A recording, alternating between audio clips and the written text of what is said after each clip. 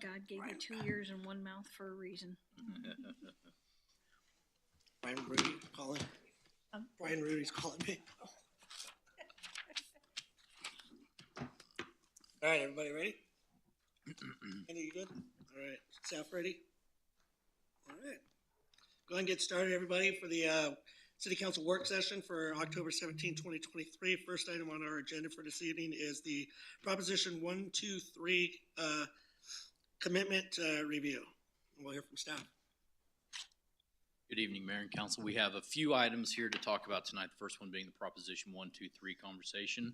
Then we'll transition over to the transportation impact fee. And then finally have a little bit of conversation regarding the Da Vinci Park design and whether or not we're on the right path for what council expects. So to go ahead and get the Proposition 123 conversation started, I'll go ahead and turn it over to Drew and Angela. Good evening, Mr. Mayor, members of City Council. In 2022, Colorado voters approved Proposition 123, which provides approximately $200 million in grant funding administered through the state to municipalities for affordable housing. Municipalities have to opt in to the program by November 1st of 2023, which is why we're bringing this issue up now. And it's a 3-year program, and it's to promote affordable housing throughout the state. Go ahead, Angela. Oh, no. So the money from Proposition 123 is allowed to go to these 4 uses. Land banking would be if the city wanted to be a developer and buy land for affordable housing. Number 2 would be equity investment. 3, concessionary debt loans, or 4, modular financing from manufacturers. So what is the commitment?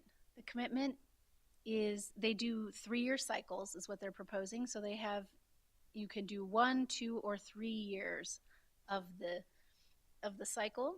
3%, it's a commitment to increase affordable housing options by 3% per year that you're in the program. The baseline is calculated using a calculator that DOLA created, which takes a lot of things into account, but starts out with median income in your area and then adds on a whole bunch of other figures like interest rates and things like that. So their calculator estimates that the city of Evans already has approximately 1,942 affordable units right now.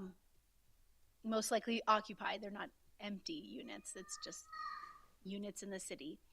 So their calculator says that we would need, or that we would be committing to 58 units per year and 175 units over 3 years.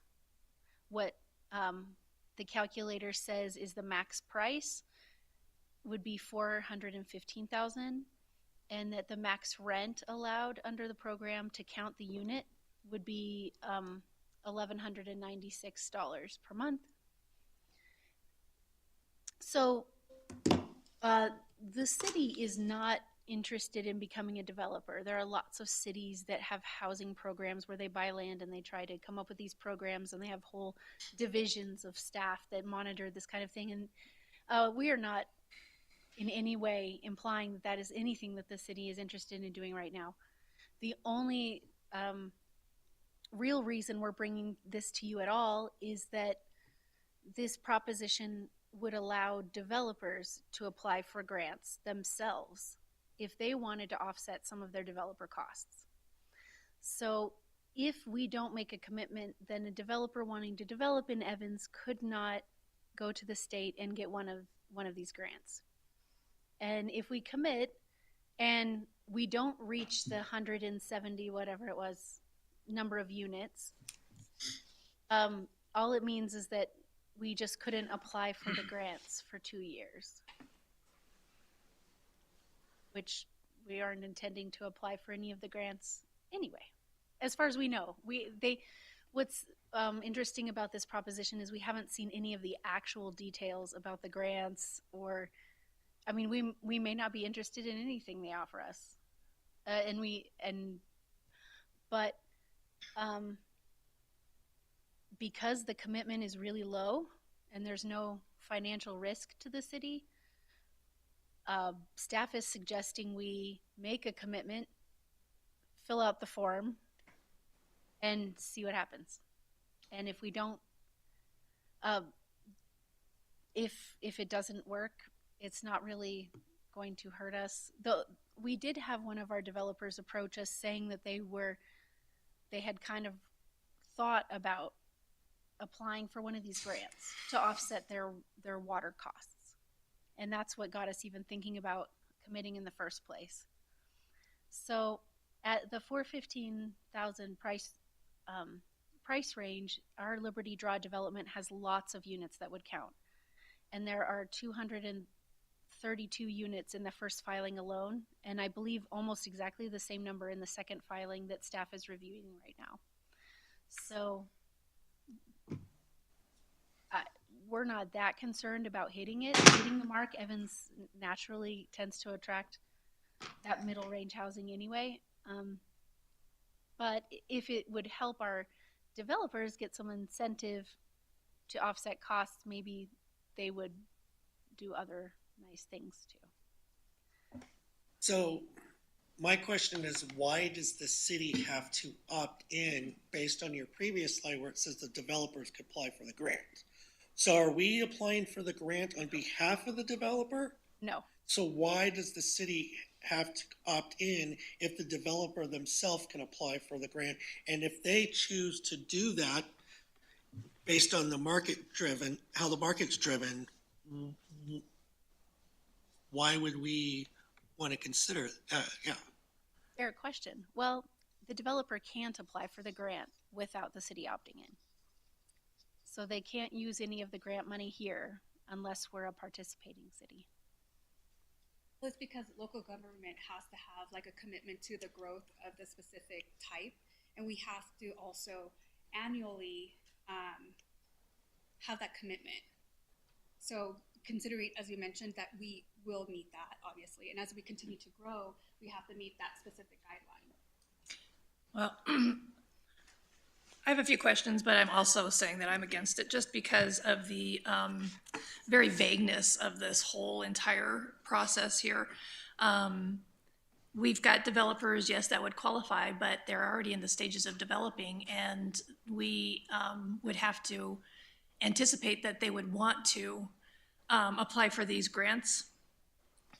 And if they don't, then the city is penalized. According to what you say, that if there's nobody participating in 3 years, we'll have 2 years of where we can't participate. And again, so vague on what the requirements are, what the outcomes would be, what the true benefit for us to be doing this, other than we're committed to something that may or may not happen. And we could be penalized if we don't participate in this obscure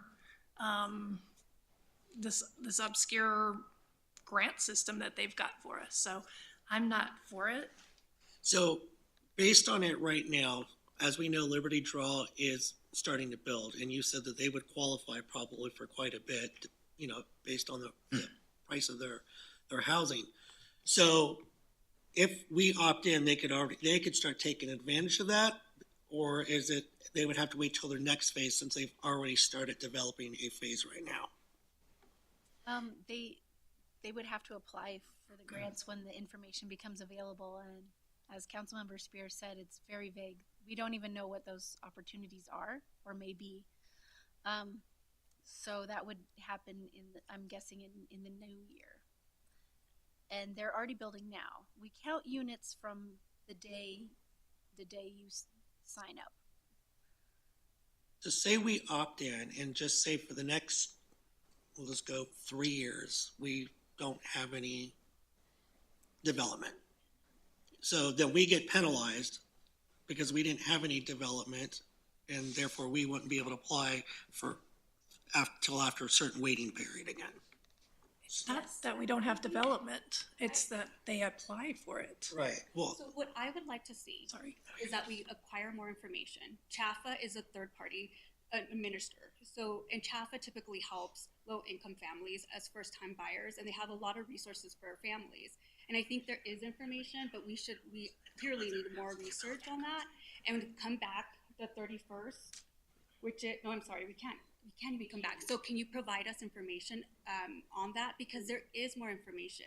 And I feel like right now we don't have enough information to make a decision. And considering that this is for affordable housing, we are in our master plan, that's kind of where we're heading, and we're really looking at that. And especially with Liberty Draw, like, you know, they're going into phases, not like they're gonna, in 2024, build everything. And I think that we're losing a resource for the community and especially developers to come into Evans. So I think we should probably do more research.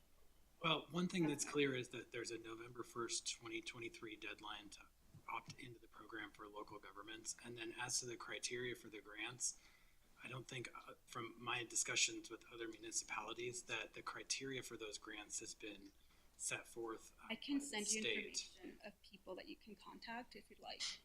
but we're not gonna have another Well, council Well, I'm meeting. just saying we can get that information even sent via email, but I just feel like, I mean, granted, I think it would have been advantageous for us to have more information, and I know there is more information, and it's unfortunate. I also think that, Nonprofits with a demonstrated track record for providing affordable housing can also apply for the Yes. grants as well. So, yeah, they're also eligible too. But the local governments have to opt in by November 1st, 2023. Which doesn't give us an opportunity to really consider it because we don't have all the information in front of us. And it's a work session, which means that it would have to go to vote today. So, and I would have to point out too that we've had a lot of discussion about, we do have, almost the whole city is affordable housing. If the threshold is 415,000, that we were looking to get move-up houses too.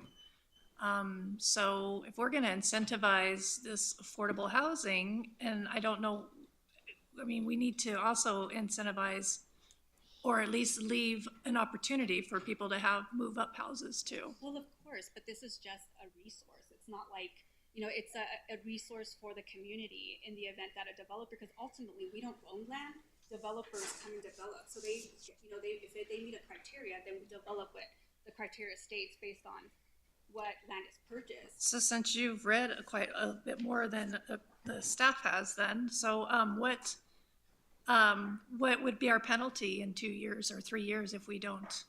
I don't have that information. It's just, I know there is more, and I'm looking at some right now. But the thing is, considering today's the last day for us to make a decision, I just don't see, we don't know the pros and cons to take advantage of something, and I don't think that's okay. Because it's today's our last day, and this is work session. And for me, not knowing that is why I would have to say no, is because Right, and that's what I'm just stating that it's unfortunate. So my question is, because the state has not provided enough information to the municipalities to make an informed decision on whether to opt in or opt out, is there a way to get an extension on that November 1st date so we can gather that information to answer these questions that we have? Because, I mean, they're putting municipalities in a really bad imposition. Well, Here's only the information we have, either say yes or no. And then if we make a decision and just say yes, and then once that information comes out and we realize this really wasn't a good idea for Evans, would there be an option for us to come back and say, sorry, we don't want to participate in this? So one thing that I think is ideal, I mean, even staff, the reason we've waited to bring it to you is we were hoping to have more information or a reason to even do it, honestly.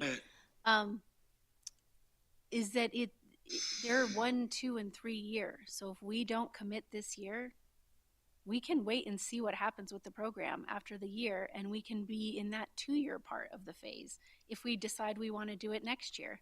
It's really, staff does not feel strongly. then I would one way or rather the do other. that, because I would rather get the information and the correct information to make an informed decision on that, wait a year, and then maybe tackle this, say in year 2, and then have at least year 2 and 3. Because right now, we're given something that, I don't know if it's a good benefit for us or not. I would like to see more municipalities, yeah. what, in a year, who's participated, how they benefited. If they didn't participate, what was the consequences of that? And I just fear our consequences. If we don't, our consequences are unknown. Other than you can't participate in grants for 2 years after, if you opt into the 3 years, you can't participate in grants. Is that this particular type of grant? Is it all type of DOLA grants? I mean, it's just too vague for me. And I don't like that we haven't seen, or, you said they haven't seen the grants. So what are the benefits? I don't like walking Right. into Well, it blind. See, I think If the they've reason stated we this. found out about it is because someone applied for something with water, Right. but we didn't know about it. You see what I'm saying? Well, This but has what been I'm saying going- is, they said in the program, they haven't seen the grants, what right. they actually are for. But I think it's so- because, as a city, we need to be a part of these conversations early Right. on in order for us to understand what the extent or the scope is. And Right. so clearly, we are not a part of these conversations because these conversations have been happening for some time. And we need to do better as a city to be a part of these conversations. They were so we can make deliberately held informed back. decisions for our city. They were probably deliberately held back, but we know how they go in Denver. Well, to be fair, I can take credit for this one. It was put forth as an affordable housing proposition, and I stated even to my colleagues in numerous town county planning meetings that the city of Evans is not interested in more DOLA grants about affordable housing. And so No, but after what had happened recently with some grants that we got that had some strings that we were not happy with, I was extremely anti participation, and so it wasn't until lots of pushing back, like that I even brought this to you today. So I do apologize. No, you don't for- need to for apologize not- for that. That's And you say rightfully that so. the strings attached with DOLA. I mean, I remember being directly affected with the DOLA strings after the flood. That's one reason why I didn't apply for any kind of DOLA grants. I mean, they were so specific. I even had to get an archaeologist out to put a fence line back in the same place. So I'm just worried that just the unknowns is just going to be too much for us. I think that there's plenty of reason to be cautious of the unknowns because as we've seen over the last 9 months, 6 months, there's been a lot of last minute push for affordable housing that doesn't necessarily align with the goals and objectives of this city council. And that's another reason why I was reluctant to bring it tonight. That has not been conveyed to me as a council priority. Just 2 weeks ago, we were having the conversation of large lot of state style housing does not equal necessarily affordable housing, right? So it's kind of both worlds here that we're trying to figure out what is in the best interest of Evans and how do we best achieve the city council's goals and objectives.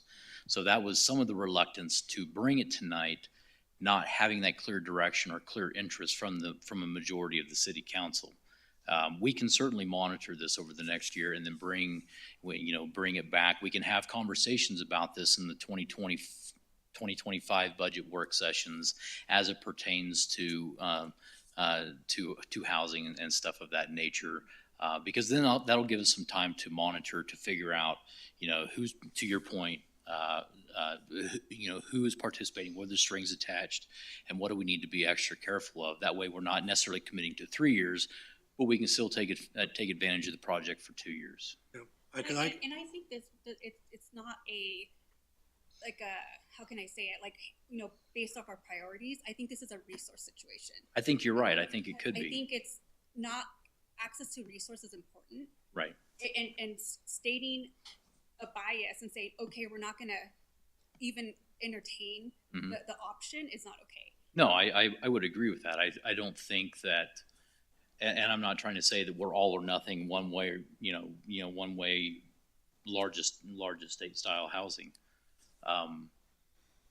But what I want to make sure is whatever I'm bringing to you guys is something that, number one, has been conveyed to me as an interest of this city council, but also the resources are. But one of the concerns is what are the strings attached to those resources? Yeah, and I guess it's, again, information, understanding what that looks like, the complexities of it. And as mentioned, they said, nonprofits are going to tap into it. So I don't see the penalty being high because nonprofits are tapping into. Right. And I did see who supported it, and I did see what types of nonprofits would, in essence, partake in it. And a penalty of a high amount wouldn't. It wouldn't benefit. You see what I'm saying? So in order for this to be advantageous for all, including nonprofits that don't have, big budgets, from the perspective of an outside, I don't think it would be grand. But again, it's just acquire more information to understand what that looks like. I can send information to you all so you can research it further. It's just, I think, a resource, not having a resource for people to potentially tap into. So for me, I cannot vote on something that I don't have all the information for. I can't support something like this at this time. Not saying maybe down the line I can't, but also going back to the DOLA grants and everything that you mentioned. Yes, I'm very skeptic of DOLA grants just based on past and how it was presented to us by past administrations on how much it would benefit us, and we went along with it, then found out at the end all the strings attached to it that actually really was not what the council's priorities were at the time. So I'm very glad that you at least raise an eyebrow and are a little skeptic about that, because I don't want strings attached and go, this is not really the direction we want to go, but here we are being presented with something that's not worth our time to do it. But I think without the information, I just can't even really entertain a vote on this. But I think we're gonna vote on it a Yeah, little bit later, but I think it's on, but I It's think on the our, agenda. Right, but it's on our agenda. Isn't it that we came to the work session to see if it needed to be pulled from the agenda or to leave it on the agenda? Or is that not? If it's on there and we have the opportunity to pull it without, I would just go ahead and pull it and amend the agenda if that's at all possible. well, can we just amend it? Because if we can come back to it after a specific time, right? It was stated that we can. Or is it? Here. Or is it if we don't opt in at all, then you can't? Legally for the grant funding, November 1st of 2023 is the deadline for municipalities to opt in. For the Information- 3 year, A year, or for like? for the 3-year program. That's correct. But then they'll have a You could come back the following year. Okay. But Okay. Not the following, 2 or 3 weeks after November 1st. Right. Right. The information that was presented here too is similar to the information that was presented to Broomfield and Commerce City and other municipalities. Most municipalities don't have, from my discussion with other city attorneys, the information on the criteria for the grant funding, that there's $200 million in grant funding approximately that's available. And then the rules for how that will be administered are still being worked out at the state level. But the opt-in decision is required under the law by November 1st. So Gives us an opportunity. At so others. other municipalities, when they have a resolution to opt in, it's, a 1-page, very basic. Some cities don't even have resolutions. They just said, oh, we just did a verbal motion to opt in and directed staff to opt in. But mayor and others are making is that, okay, if we don't have that information, it's not really worth it. As far as what the criteria for the grant funding is. Right. That deadline is November 1st. So yes, so to answer your question, if you guys would like, then there can be a simple motion to amend the agenda to remove that business item from the council meeting. Let's do that. Yeah. Yep, perfect. Bring it back to council a year from now. Yeah. Or maybe before a year. Or before the deadline, please. Okay. Right. Perfect. Is that it? Awesome. Well, thank you. Thank you. Appreciate it.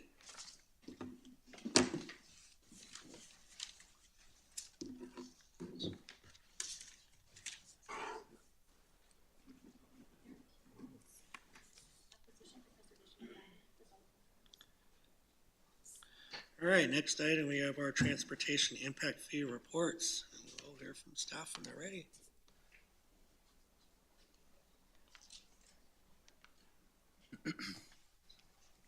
Yes, Mayor and Council, as they're getting ready, this is a project that's been in the works for a couple months now. The transportation impact fee study along with the water impact fee study. So tonight we're going to discuss transportation impact fee. And with that, I'm going to go ahead and turn it over to Jackie, let her introduce our consultant, and they will lead the conversation. Thank you, Cody. Good evening, council. I'd like to introduce Michael Verdone from BBC Research and Consulting Group. So BBC was part of our overall contract with FCS Group to work on the water rate study review, as well as the review of the transportation impact fee. So Michael and his team have done the transportation impact portion, and his presentation and report are included in the packet, and we've asked him to be here tonight just to kind of walk through that process and what it entails, and ultimately some recommendations that came from their work. Take it away. Great. Mayor, council members, thank you for having me tonight. Happy to be here. It was great to work with your staff on this project, and they're very professional and made the project go very smoothly. So I just wanted to say thank you for that. So my name is Michael Verdone. I'm a director at BBC Research and Consulting. We're a 53-year-old economic consulting firm based in Denver. We specialize in municipal finance fee studies like this. We do them for a variety of clients throughout the state. And so we were happy to do the one for transportation impact fee studies for Evans. So a bit of background, as Jackie said, we started this project earlier this year. The objective was to update the transportation impact fee for the city. Throughout that process, we worked closely with your staff to collect and validate information, calculations, and the recommendations. And we then calculated transportation impact fees for residential and non-residential development based on the outcome of that process. So just sort of a quick background on what impact fees are. So they're fees that are levied on new development to pay for capital infrastructure that is required to serve that new development. So they are a condition of approval, generally for a building permit or some sort of trigger that allows building to occur, and they are used to cover the proportional share of those capital costs. So there are many requirements that govern how impact fees can be lawfully set. So I just wanted to kind of run through those so you can kind of understand what the limitations of the fees are. So the first one is that there needs to be an essential nexus between development and the required infrastructure. So in this case, we're talking about residential and non-residential development necessitating a need for transportation infrastructure, primarily arterial roadways. The fees must be roughly proportional to impact. So what that's basically saying is that there just has to be some sort of logic behind the dollar amount that's calculated, right? It needs to be roughly proportional to the impact we think new development's generating. They're one-time payments, so again, generally paid at the time a building permit's issued, only used for capital infrastructure. They can't be used for operations and maintenance, replacement, repair, anything like that. It's just new capital. The revenues must be segregated from other funds. You already do that. You have a transportation impact fee fund, so you're in good shape there. They must be imposed on all forms of development. I'll talk about that on the last bullet a little bit more. They must be used, again, for capital expansion, so they can't be used to address existing deficiencies or to elevate the level of service. And the fee payers must have a reasonable expectation of benefit. So in other words, this is saying when the revenues are collected by the city, there must be an expectation that the city will spend those revenues to build the capital they were collected for. And that ties back into the fees must be posed on all forms of development, because if you don't impose the fees on all forms of development, you're not going to have enough money then to pay for the capital that the fees are designed to build. So that's why those requirements are there. What goes into the cost calculations? For transportation, it's streets, sidewalks, traffic signals, signs, parking facilities. Again, that capital that has a useful life greater than 7 years. Not repair and replacement. There's no betterment, no expansion of facilities. None of those costs can be included in the fee studies. So for this process, we used what was called a plan-based method. So we were really looking at the capital improvement plan for the city for transportation to see how many miles or lane miles of arterial roadways are proposed to be built, what's the cost of constructing a lane mile, and then generally speaking, how do the different types of land uses contribute to that need for the street infrastructure? And based on that information, then we come up with the proportional amount of money that each unit of new development needs to pay to build or maintain that level of arterial road service that's currently being provided. So I just want to kind of go through some of the background information. There's a lot, so I'm going to try to just summarize it in a somewhat simplistic way just to make it more digestible, but feel free to stop me if you have questions and want to dive into any of these tables further. So the first piece we start with is population and job projections. So of course, what we're really trying to figure out is how much more road are you going to need to build over the next 10 years? and what is that going to cost? And then that helps us figure out what do you need to charge each unit of development to pay for all of that infrastructure. So we start with population and job projections.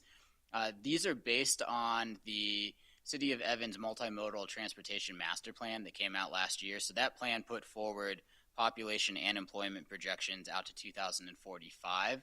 Our time horizon's about 10 years, so a little bit shorter than what was put together in the master plan.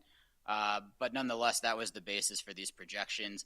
We assumed that the growth in population and employment would sort of progress on a linear scale so we could annualize it, because the master plan just said, here's where we are today, here's where we think we're going to be, and for our study, we needed to fill in what happens in the middle. So we just assume there's sort of a steady rate of growth.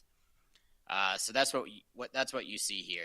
The plan essentially assumed there's a doubling of population and employment over that period from 2022 to 2045. So that's sort of the basis of our projections. You're not doubling your population or jobs by 2033, but that's trending that way based on the information from the transportation plan. We also needed to know the vehicle trips by development type. So what we're really trying to figure out, right, is how much use do these different land uses generate for the arterial road network? How many miles are people driving? So to answer that question, we started putting together a bunch of different tables.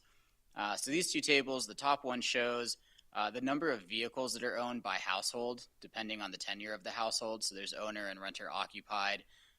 The headline figure is a household owns about 2.3 cars, more cars for owner-occupied units and fewer cars for renter-occupied units. And then we wanted to figure out how many trip ends are each of these development types generating, right? And so the table below sort of works through that math. And what we found is that for a single-family home, there's about 11.5 trip ends. And for a multifamily, it's about 9.3 trip ends. And these are trip ends per day. So a trip end is both a beginning and an end of a trip. So I'm leaving my house, that's one trip end, and then I arrive where I'm going, that's the other trip end. So if you divide those by 2, you're getting the number of trips. But we also needed to make an adjustment to, let me go back and summarize. So we're dividing the trip ends by 2, and that gives us the number of trips. We needed to make a further adjustment for the fact that there's a lot of out commuters in Evans. And so that adds an additional 15% onto that 50% factor that we're adjusting the trip ends by.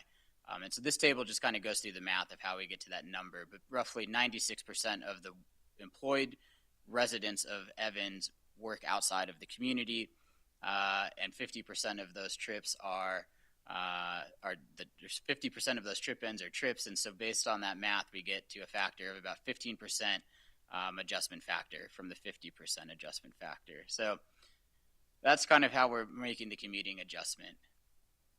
We also need to look then at employment by industry, because again, we're interested in how much are the different land uses using the arterial road network. So these two tables kind of work through that math.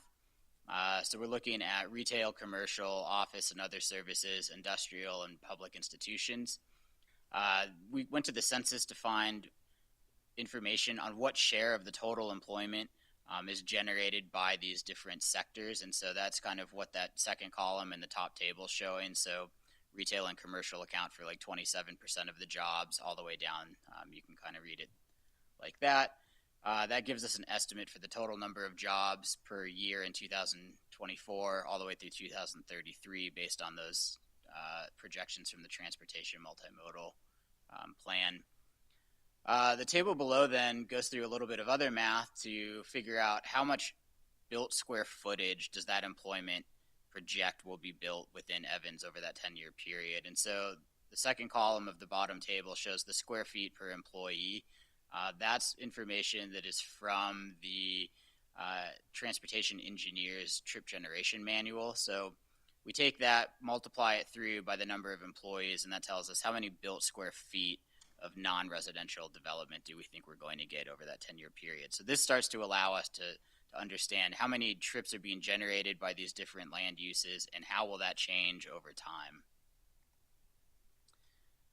So we use all of that to figure out what is the existing use of the road network today. That's what this table is kind of working through. So we have the trips, the adjustment factors, right? So that 50% of trip ends would equal 1 trip. So that's what that adjustment factor is kind of taking into account. The length of a trip, so that's kind of the second to last column there. And then how much of that trip length is happening on the arterial road network. And so when a person takes a trip or a retail business generates a trip, about 4.3 miles of that trip are on the city's arterial road networks on average. And that varies, of course, by the types of land use, as you can see in this table. But that is the standard level of service. And so we're kind of using that number then to say how many lane miles of arterial roadways are you providing per 10,000 miles of vehicle traveled? So we use all of the numbers from the previous tables and figure out how many total trips are there per year. There's about 65,800 roughly. That generates about 283,000 vehicle miles traveled on the city's arterial road network. There are about 72.6 miles of arterial road lane miles. So that results in a standard of service of about 2.6 lane miles per 10,000 vehicle miles traveled. So that's the standard of service that is currently being provided. And that number is important because then as we look forward at population growth, at non-residential development, we know that you need to maintain that standard, and that tells us how many lane miles of arterial road need to be developed as that growth occurs.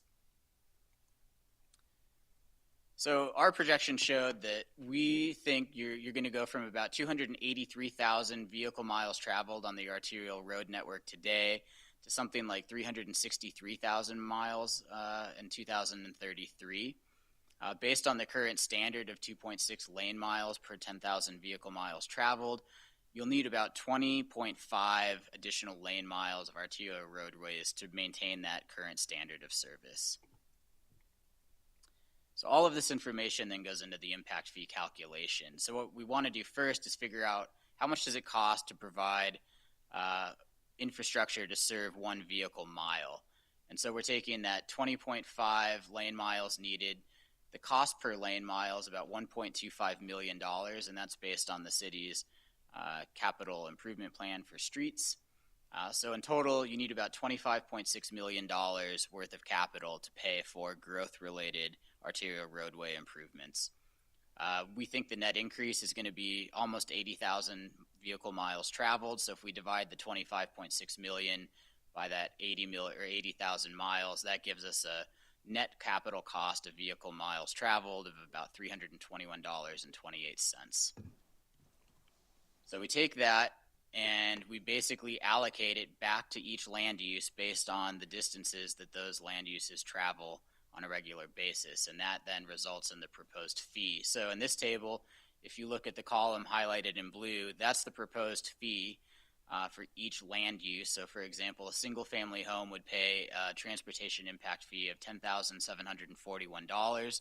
That's compared to $4,953 that they're currently paying, so an increase of 120%. That's pretty much true across the board for all the residential development types. For non-residential, you're looking at between a 71 and 85% increase, as you can see on this table. So I won't go through and talk out every number. I'll just kind of give you a second here to review these, and then I'll kind of carry through with the presentation. So we just talked about that, so I'm going to skip over it. We put together a comparison table as well, so you can kind of see how the proposed fees stack up to other communities.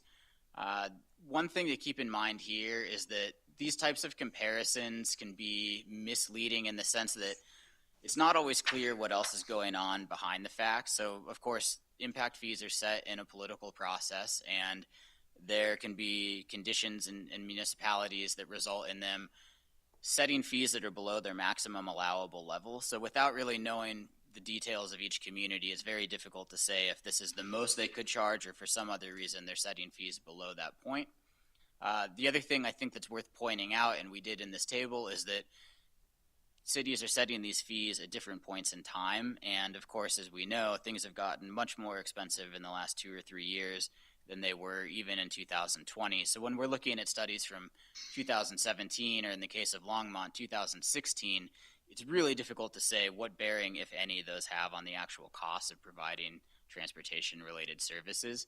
But nonetheless, I think the important things here are that the maximum allowable fees we've calculated would place you towards or at the high end of the residential impact fees for transportation. But for retail, office, and industrial, they put you very much within the range of some of the other high cost of service communities, Fort Collins, Windsor, and even Greeley to some extent. Berthoud and Longmont tended to be the outliers, and their fees were quite low. But again, I don't really know the specifics of how they were set or whether they were set at their maximum allowable level. So I do think, though, that this table makes me feel comfortable in the sense that you're not wildly out of the range of what other communities in northeastern Colorado are doing. And if I may, Michael, so what Curtis just handed out was an additional table for comparison. So Heather Utrata, our building coordinator, put this summary together. Thank you, Heather. In just trying to better understand what that means for a single family home. So she's done this as a comparison for somebody building a single family home at 1,500 square feet, 6,000 square foot lot with non-potable available. So we know that makes a difference in fee structure. Valued at just over $200,000. So she went through and said, what would it cost to build that exact home in the same communities that Michael mentioned on the slide that we have here. And you can see the total fees at the bottom. Many of them are grayed out as we learned in this process. A multitude of different fees are charged in varying communities. So very hard to say this is your bill here and this is your bill here. And the raw water cost is one of the huge, more large varying costs in this. But even in that, looking at total fees among homes, as Michael mentioned, we're at that higher end with what would be this new transportation impact fee, although we don't feel like we've priced ourselves out of the building community. And Heather's done significant work with lots of our current builders. And what she was told was, if you don't mind sharing, they really just want to see that there's something being done with the fee. They want to know that, yes, we're paying this impact fee and that this community is turning around and giving some benefit for it. It's something they can see, as Michael mentioned, for one of the criteria for this impact fee. So, appreciate the additional level of kind of comfort in looking at how that compares amongst our local cities, if you will. If you want to continue. Thank you. Great. Thank you. So in our report, we besides calculating the updated fees, also make a number of recommendations. So I'm just going to quickly go through those here. So we always recommend adopting the maximum allowable fee as proposed in our report. The reason why is that it's a tool created by the legislature to make sure that as growth and development occur in Evans, it pays its own way. Because if you're not charging the fees at their maximum allowable level, it's leaving everybody else on the hook to figure out how to pay for those improvements that are required when development does occur. We recommend giving developers credits for any arterial roads they do build as part of their developments. If they should build any, generally that works by having them pay the fee up front and then receiving a credit on the back end once the road has been built. We generally recommend having a phasing in of the fees so that projects that are in the pipeline aren't caught off guard by the increase. As I said, you already account for impact fees in a separate fund, so continue to do that. I think it's important to communicate to current and future residents that these impact fees don't take them off the hook for having to pay for improvements and betterment, repair, maintenance, and stuff like that of the current roadways, right? This is only for the capital needed to serve development. It's not a carte blanche to pay for anything and everything that the town wants related to transportation. So people who live here today still need to pay their fair share of those costs. We recommend updating the fees every year with an inflation index and then recalculating them on a 3 to 5 year basis to make sure that the projections you're using are sort of the most accurate. So you can imagine if you wanted to predict next year, that's easy, and maybe the year after it's a little more difficult. So when you start looking 10 years out, it starts to get a little fuzzy. So you want to kind of move your impact fee study on a 3 to 5 year basis to make sure those projection intervals are kind of reduced to the shortest possible unit. And then we think it's worth just considering whether or not you want to put a list of criteria together for when the fees could be relaxed and what criteria that may be. So from time to time, you may have a development project that comes and asks for a reduction in the fees. How are you going to know whether or not that should be granted? And if you do grant it, what is the mechanism by which you will recover the funds from other sources to pay for the infrastructure that the fees no longer cover?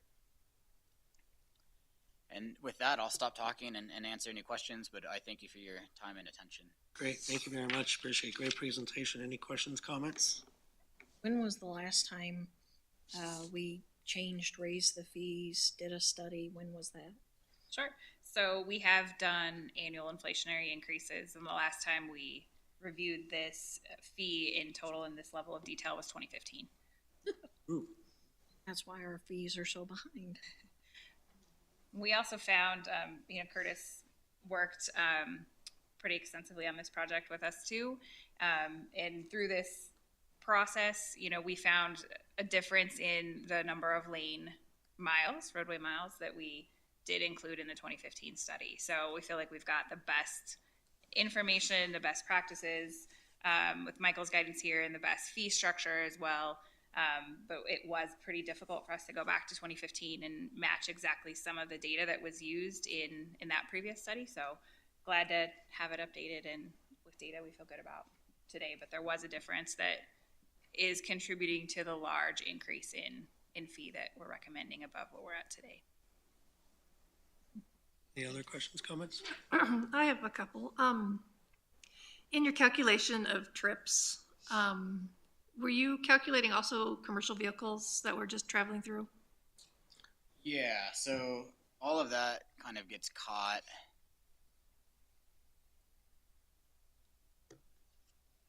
by the information in these tables. So when we're thinking about the trip generation rates of the sort of retail, office, industrial, trips for like commercial traffic would just be generated by employment related to those businesses. So it all kind of gets wrapped up inside of that. Okay, I mean, we don't have a FedEx employer here, in the city. So FedEx trucks that are traveling through the neighborhoods, we've calculated that in the usage on the roads Well, so those, yeah, again, would kind of get caught. as an example. Yeah, those would get caught kind of in retail and commercial, would be my guess. Okay, and then like oil delivery trucks or whatever passing through. Okay.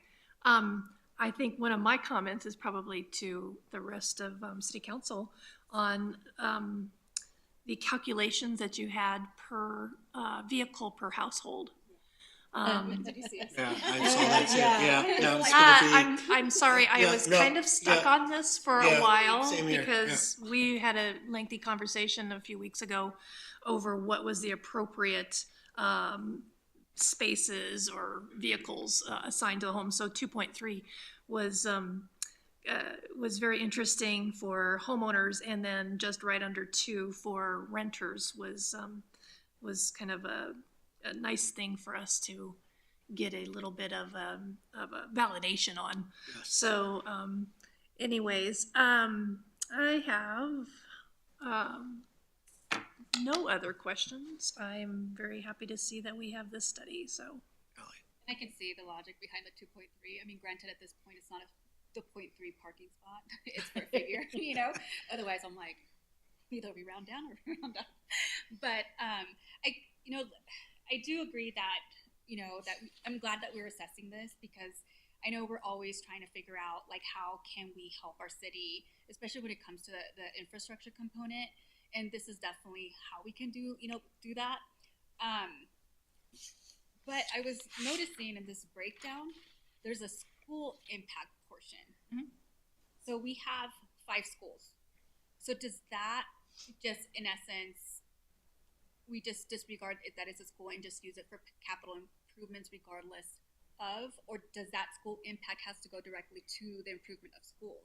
And so in essence, it goes to D6, or does it stay within the city? It does go to D6, so we quarterly remit that money to the school district, the same as we collect and remit the fire district impact fee as well. Neither of those are funds that we hold. And so I'm just curious, because again, we're, typically people want to know how those funds are being used, especially when they're paying Evans.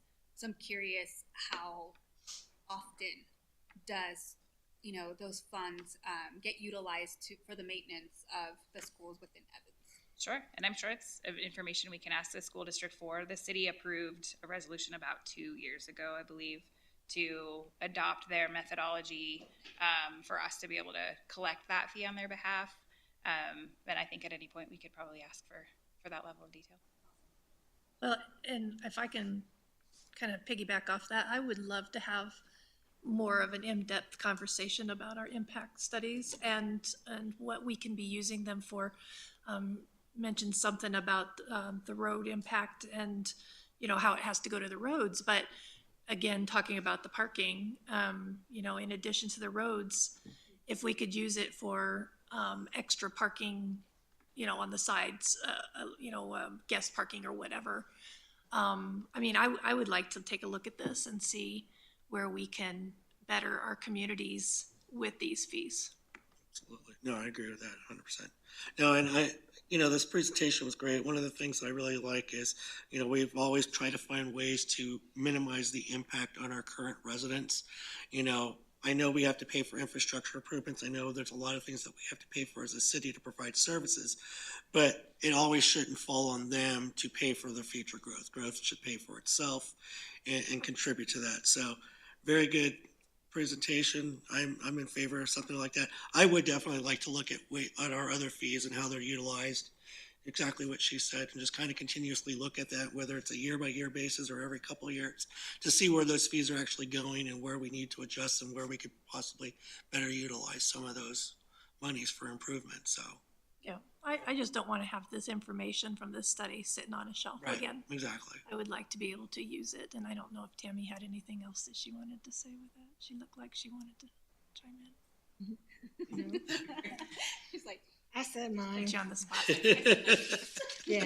Well, and we do, you know, we'll talk budget later tonight, and, you know, those impact funds are very much a large portion of our capital plan for this next year too. So we do look at capital needs for the city, and we look at which are expanding the service, which are answering a need that's now a city need because of growth, and that's why we are using our road impact funds.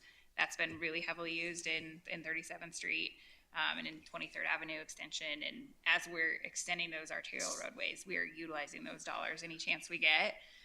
So none of it's sitting waiting for recommendations. You know, we consistently look at our capital plan and how we can utilize the money. I understand your point for what additional needs we can bring that in, and we can. Well, and I'd like to see what Budgets. the recommendations that were proposed here would look like for us, if we need to implement any more of them.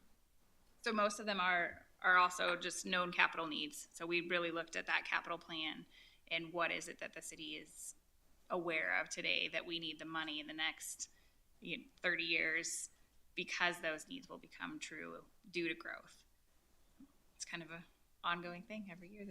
Those priorities change and new projects come up. So we'll continue to look at Tammy it. has a question. No, I don't. No. No. She was just curious. What does outside radio mean? You would know. You're all in the building Which stuff. I know. So that is the radio that our utility billing department uses to measure Oh, water. I see. See?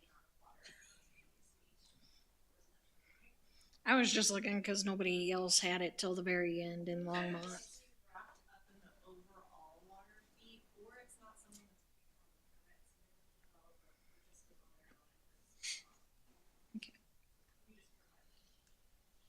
Thank So, you. and I have another question. I know we stated it with the impact fees, if we were to incentivize, in essence, a developer based off X, Y, and Z, would those incentives come out of the impact fee? Okay. Awesome. That's all. Thank you. Great. So we'll include recommendations from this study in the fee schedule that will come back at your next meeting if council's in agreement for the recommendations. Perfect. Thank you. That was great. Great presentation. Yeah, thank you. Thank you. Thank you. Thank you, Heather, for doing all the research. Same with you, Curtis. Yeah, thank you, Well, Heather. Thank you. Thank you, Curtis. Grazie. Thank you all. Thank you. I know, seriously. It's like good night, moon. Good night, cow. Yes. Jumping over the moon. All right, and moving on to item number 3, last item, review of impact of improvement project at Da Vinci Park. Thank you. Hi, Ethan. Yes, Mayor and Council, this item is coming back to you from the last meeting where we were going over the budget in the work session. there was a question about the construction of Da Vinci Park. There was a question about the construction of Da Vinci Park, as we were requesting another $302,000, or recommending another $302,000 in the 2024 budget to get us to $650,000 for the construction of Da Vinci Park. Right now, we've got $348,000 in the park impact fee for the construction of the park. The paper that Efren just handed out to you is the most recent change to the design. I'll have Efren go over that in greater detail, pointing out the red areas, signifying what's been removed, but then just the overall features of the park to see if this is something that the city council is interested in, if this is on the right track, or if we need to go back and make some further adjustments. So Efren, if you would walk them through the design. Thank you, Mayor and City Council. So if you're looking at this page, Florence is south and the bottom of the page. Carrara Street is to the north. In this design here, I guess some of the major differences between this design and what was previously had been previously selected is that this design here, there's no contouring or import of dirt, so there's no import or export. It's going to stay the same with the mound where the gas well was. Now that gas well has been plugged and it's down, as I understand it, the minimum is 10 feet. So that's about where the plug is. It's 10 feet below grade. So the site topography is going to remain the same. These green areas that are shaded in green are the only areas that will remain as bluegrass. And it's going to be seeded. It won't be sod. It'll get started from seed and grown up. The remaining portion, it's the white with the little W's inside there. That's going to be a Buffalo Blue Grama mix with temporary irrigation. The irrigation pipe's going to be trenched in at 6 inches, and then the irrigation head is going to stick up. And it's going to be tied to a T-post, but that is supposed to be removed later on after the 3-year season when the grass is established. I have some concerns about that. I guess 2 years of establishment. And then the pipe is supposed to be abandoned in the ground. So we just go through and remove the heads, and that's it. And the T-post. The red shaded areas are going to be eliminated completely. Those are basically on the bottom left, you'll see the pump roller track. That goes away and just turns into normal sidewalk. And then the red shaded area right next to it, that portion of sidewalk goes away. Up above, the 2 half moons that are embankments, those go away as well, and it just turns into the normal sidewalk stays in between those, but those 2 features are gone. The other 3 features that are gone or not in this design, and they're not going to be built are the 3 shade structures, the 3 little pavilions that are there. Those would be going away as well. The Crusher Finds Trail that goes down the center and loops around from the southeast corner back up to the northeast corner, that trail would just be natural without any edging to define that trail. That means grass is going to creep in. It's going to be more expenditure on spraying that and more maintenance cost. So the edging is a pretty big cost and pretty big savings if you don't use it. However, that cost is kind of spent later on with maintenance. Also, there would be no construction bonding, and the material testing would not exceed $3,500. So that would bring us up to what this design and the changes on it were $326,893. My concerns with the Buffalo Blue Grama and the temporary irrigation, that grass is going to be kind of like a sage color green. It's not going to be a vibrant green like bluegrass or like what we're used to turf. In drought years, that grass, it's tolerant, but it takes a beating. And so then we have to let it grow, and it gets up to about 8 inches tall is that grass blade and that seed stalk. So it won't look pretty and manicured. And so if we go and cut it during drought years, then we're gonna leave tracks. We're gonna burn tracks into it. So if you want to see a really good place where that happened this year, you can see right behind our shop, that green belt that connects to Freedom Park. That is what it would look like.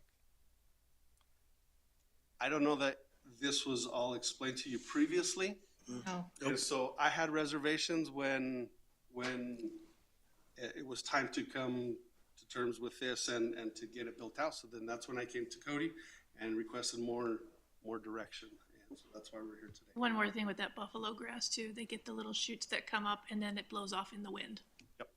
So it's, and I guess my problem too, what's the size of this, park again? It's just under an acre, I believe. 1 acre. Or just over. I forget if it's 1.2 or 0.2. Around an acre. That's right. Yeah. So did we approve the pavilions coming out? I don't know. I mean, was I'm not looking at it involved. going, what's the point of the park if, I mean, you can't that's- sit Yeah. down anywhere? We did approve those because it was, technically we thought children, sitting down and hanging out kind of concept. What's there now, Efren? What does it look like? Weeds. It's just a field. Totally weeds. It's just total. So this is just a step up from weeds. Just a step, yeah. Yeah, I mean, Small step. Yeah. very minute step. And I think that that's just doing a disservice to Right. these people. I mean, they either deserve to, and I agree with former council member Castle that I think there needs to be a public input session on this again. I think so. I don't want to deliver more weeds to these people. I mean, they know their neighborhood the best. And, we can't put in, a multi-million-dollar facility here for them, but we certainly, for me, I think it would look better if it was like the park that replaced the, pool area. I can't remember what. Charles Welsh Park. I mean, if we delivered something nice, I drive by there often and see people walking through there. There's a nice little sitting area and it's about an acre. And I just don't understand why we just can't take that design and plop it down right here for these people. So the big changes that came off of this is the contouring. And if everybody's okay with that, the slight mound that's there is not horrible for maintenance and mowing of turf. But if we were to return all the green bluegrass turf in there with these amenities, would that be okay? Is that something that? The green turf. So returning everything that's red, returning that back, and then everything that is grayish, turning that into turf, bluegrass type turf.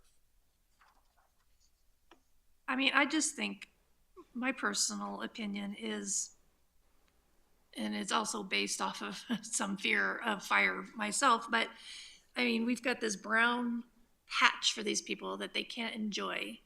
I mean, you don't want to walk your dogs through it. You certainly don't want your children to be playing in it. And then, just a wayward cigarette or spark, and poof, it's up in flames in the middle of a neighborhood, which we've seen a lot of in the past few years. So, I mean, I would like to see something that's eye-appealing and inviting for these people And I in think the neighborhood. most of this concept, when it, the residents, really requested, the concept was in essence created based off the input of residents. And it was in essence it was supposed to be more kid-friendly, kind of family, a child in a bike, riding their bike, places to sit, that concept. I know we also, and this is, some time ago, and correct me if I'm wrong, but I remember we even considered, hey, a space where they can kind of do stargazing. There was so many, different types of ideas, but ultimately it was like a family-friendly park, where they can kind of go and hang out and do stuff.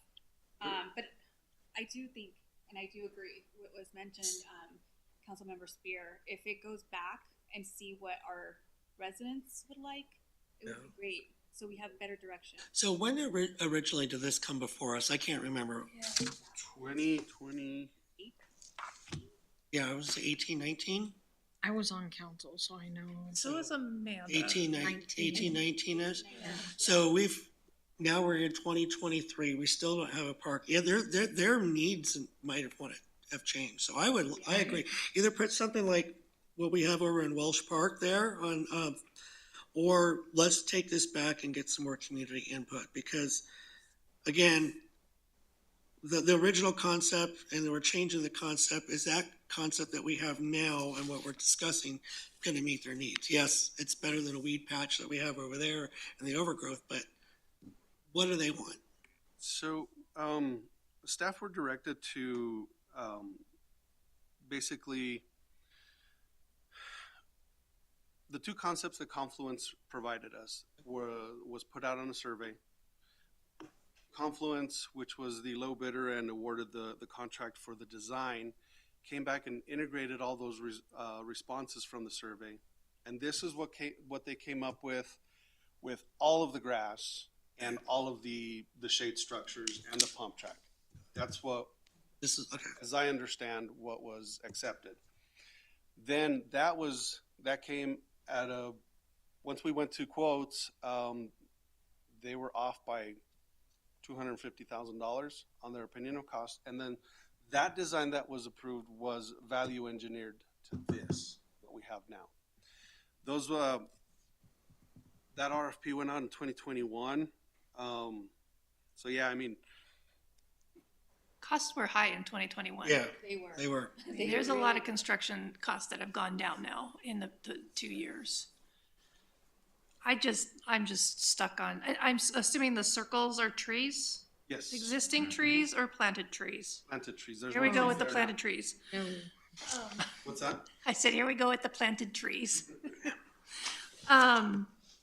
Yeah, I'm sorry, I'm stuck on an upgrade. And this mound that's here already, how hard is that to mow? I know it's hard to irrigate a mound unless you stick a sprinkler on top. Yeah, so the irrigation would be conforming to the contours of the site. That means that on the slopes, they would either have pop-ups or the programming would allow for a soak cycle so that it doesn't just run off. So it'd be shorter watering times, multiple times. That's the easy part on that. The difficult part of the slopes for the smaller machines really isn't too bad of an issue, but for the big machine, it's a little bit worse. The bat wing that we have is a 16-foot, so that, of course, if you go up on the high mound and you go on the low side, you're gonna have tall in between. So it takes extra and multiple turns around it. But with turf mowing, it's a little bit different. It's not quite as bad on slopes unless they're steep slopes. These here aren't very steep. It's a nice gradual mound. You can see the contour lines are kind of separated and far apart. And removal of the mounds was going to be costly. I mean, Yeah, so they're, just see, we have a bulldozer, let's just smooth it out ourselves. Getting all that nice shiny new equipment, right? Exactly. It would cost as much as a park. so our the Ventrax that we just got aren't designed to move dirt. The grader that we have is designed to maintain road. And although you could use that and they But we would don't probably want it come to. in with the grader, I Right, don't know. right. It'd just be, I just, come from the excavation family. So, anyways, I just trying to make it so that it's green and easy for you guys in the end to take care of without it being the weed patching Right. mountain of weeds. So I just am throwing out ideas, but I definitely want there to be a different plan other than dry buffalo grass Mhm. that looks like weeds Right. in the neighborhood. so if we were to return everything that's in red, put that back in. The shade structures, the pump track, the extra sidewalk, and the edging, and then convert everything inside there to turf, to green, vibrant green turf, Kentucky bluegrass. We would probably use a Rocky Mountain Fairway mix that is good for this elevation. Is that something that you would like to see with this same design, just turf grass instead of the buffalo bluegrass? Is there a sidewalk around the outside? Yeah, so On two sides, the Florence Avenue and Plano Avenue, that sidewalk is currently there. It's there in place now. So I'm wondering why we would need to have the expense of putting more paths in the middle on an acre. Well, that's how they would get to the pump track and for the little bicycles and the little children with the, Okay. on the bikes and then Pump bank. track. I don't have It's a pump children. track, so it's a whoop-de-doos. Oh, It's up and down. okay. as they're rolling. I do understand. I do understand motocross. Oh, so yeah, so they're basically what we do for bicycles. Whoopsies. Okay. I do like your last proposal. I think that would probably be more, yeah. And, The and tr- so in thinking of that, that is why I had, for the 2024 requested for more budgeting because that turf, if we use seed on the entire thing, that would be some savings, but at this point, I don't know what the cost difference is between sod and seed. Yeah, but at the same time, if you're putting down seed and you're letting it go, and then you're gonna have to wait for it to grow before you can mow it and everything, that's gonna be an eyesore. You know, people won't And keep time off of consuming and it. everything like that. So Sorry. I think if we can mitigate the cost by using the turf and avoiding that way, I think that would be more aesthetically. And then the irrigation is gonna be a high cost because then that turns it into a permanent irrigation. We're not really gonna plant 22 trees on that, are we? We can plant as many as you would like. I think 22 that- is about 20 too many. I'm sorry. I mean, you got, In other locations where we have trees, people complain because there's not enough trees. I guess, well, that's why you have shade My structures. park So just- yeah, in the exactly. Ridgett Prairie View doesn't have trees in the middle and they use it for soccer fields. We have pavilions, people use them for parties, but the trees are on the edges. Mhm. That opens up more space, especially when soccer's not going on, for them to sit out in the So- middle and get together. So to, Of this is kind of a little different. Right, it's different, but I don't think 22 trees is the answer on We could 1 say- acre. I have a On the tree plantings. Yeah. Sorry, No, go ahead. I have one more suggestion with this. I mean, can we phase this though? I mean, we can't afford to splash down $600,000. But I mean, maybe if we could just phase this and start taking over the areas that are natural with the grass that we want to see there for them. You know what I'm saying? So I guess most of the So cost is instead in of- the infrastructure, Yeah, Right. irrigation, Right. all of that. Right. But the trees, that's a good example of something that we could phase in too.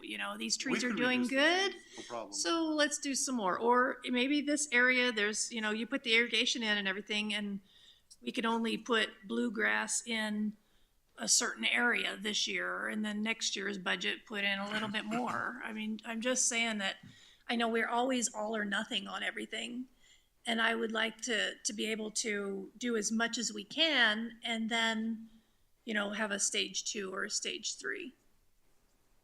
All right, just. well, Oh, my other, that's a good suggestion. My other suggestion was gonna be, how much does an average tree cost that we would put something in that? And to- $100. So, and say to her point, if Two-inch say ball and burlap. we reduce the number of trees, instead of putting in 22 at $400 a pop, we maybe reduce that and take some of that money and put a pavilion or something like that, where it had some kind of shading or a sitting area. Would it be enough Pavilion's cost going to to be Well, watered. well, that's what I say, but could that be a potential cost savings or an offset? It would more or less be an offset. I don't know how much of a savings it would be. It would depend on the size of the structure. Right. You don't have to water the structure. Yeah. One of the ways that I'm accustomed to doing this is you identify what is your base project.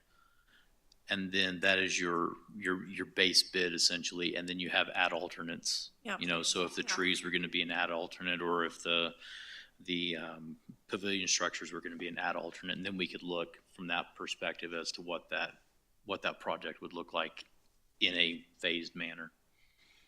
Well, and then if we have extra income, Mhm. then we can look at our parks too. Sure. Just like we did this year, and we had the extra that we went in through and gave an okay to have some more equipment.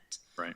So maybe at that point in time, well, the residents have been vocal about having another shade structure over in, you know, this other corner or another path or whatever it is, then we can do that. But with like you said, just having a base of what we can make to improve it, and then as we continue, we can continue to improve it.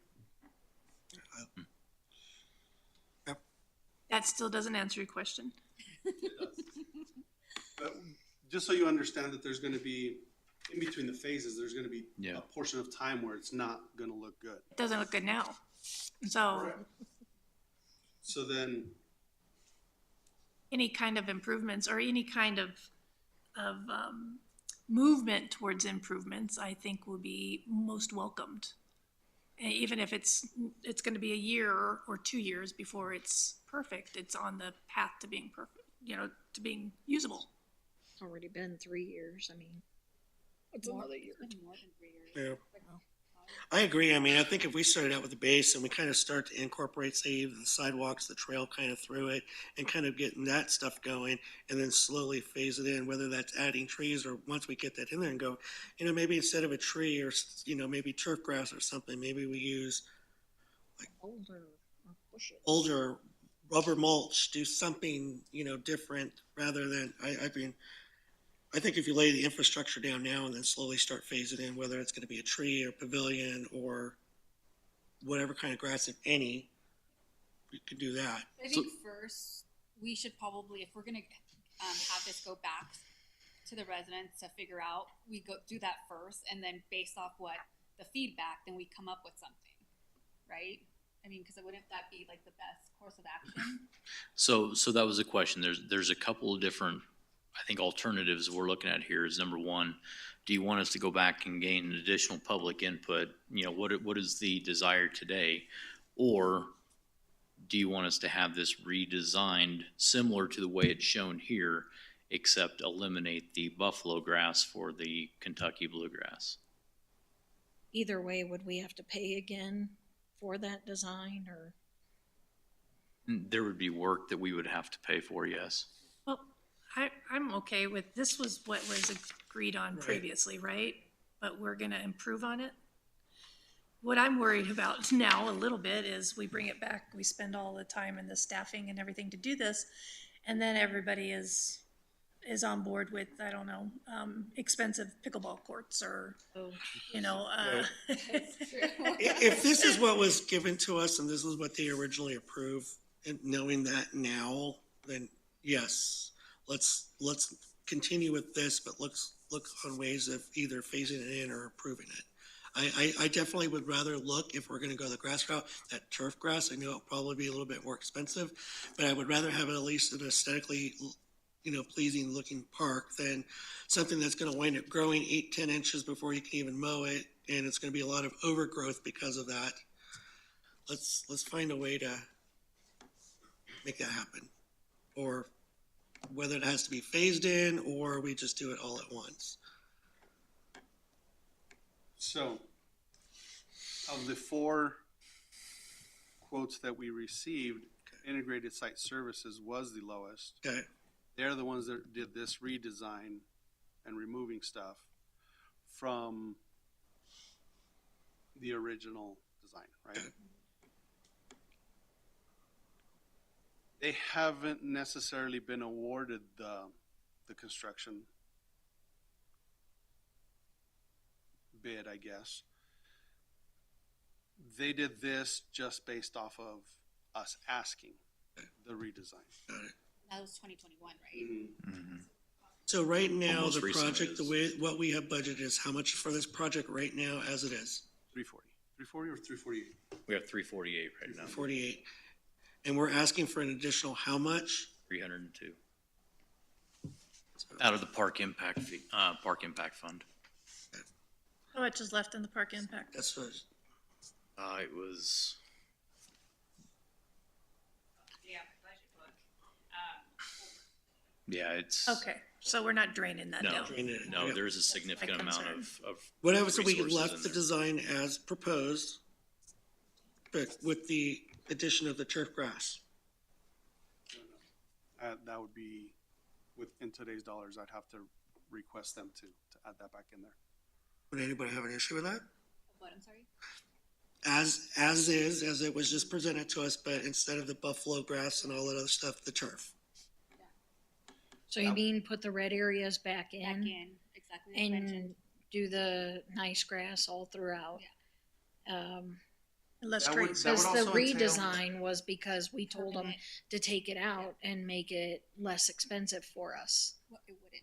Because It wouldn't, he just, But right. that's what I'm saying. That's why we had the redesign. So the design originally, I guess, had Because of drainage. turf grass and then, Yeah, at 423,774. I This remember design that. here with all the red and blue buffalo, blue grama, and turf on the outside came down to 326,893. so I would like to see with the red back in, turf grass and, The permanent Permanent irrigation, because if we're going to put Permanent turf grass, we irrigation. Yeah, have it to needs to put- have permit. well, yeah, for sure, But we can use a fewer non-pot on trees. that, can we? Yes. And just change to fewer trees. I mean, that's not gonna be like, give us a whole lot of cost. I know savings. I it's believe not, the amount of but- trees was based off the size of the plot. Right. Per That's our a lot of our trees But on one Laura- acre. That's a forest. Councilmember Spear noticed a lot at Riverside Park that had trouble. And before this year, when you guys really stepped up, some of the trees I've seen around town and, on roadways died. And that's why we did the rock along 37th instead of plants or trees or, I know it won't save us a ton of money, but it might save some work, at least when they're keeping up the grounds. It'd be easier to mow if the tree's not there. See, that's what I'm thinking. Yeah. I like that. Thank you. And I Thoughts think on if, that? I mean, as long as, they clearly plant them nicely, it's not like they're gonna pluck them out and then just kind of leave, you know what I mean? It's just, Here's your tree, enjoy. Yeah, let's go that, Yeah, let's let's go that go that route. Okay, so get a cost estimate of all turf sod. And this green portion that was originally gonna be seeded, you want that as sod? The green Yes. portion was gonna be seeded. Yes. Yeah, I We All prefer turf. sod. Okay. Okay. prefer. Prefer, And then the inside sod, permanent irrigation, return the sidewalk, the red shaded areas and the 3 pavilions, reduce Trees. the trees by 50%, 75%, 50%. 50% to start? 75. I'm at 75. Okay, 75, 50, 75, Yeah. 75%. Okay. And they need to go, the trees that remain need to be strategically placed in the most convenient place for Not plucked a out. mower. Or more. I will make sure that happens.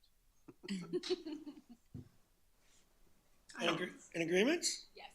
And that would be going back to integrated site services to see if they would provide that for us, either free or at a charge for that Yes, redesign. Yep. For the redesign. Maybe Yes. For free, but, Yeah, emphasis on the Always. three. awesome. yes, thank you. Thank Good. you. Thank you. Thanks for your patience. Gotcha. Awesome. Thank you for your work too. Appreciate Yeah, it. thank you, appreciate it. All right, well, it's, 6:23, let's take I a, didn't ask enough questions about trees. Good grief. well, we can bring him out, ready? No, I'm just kidding. Curtis is all dressed up, do we need to ask him anything? Anybody else want to talk? All right, it's 6:23, we're gonna take a break and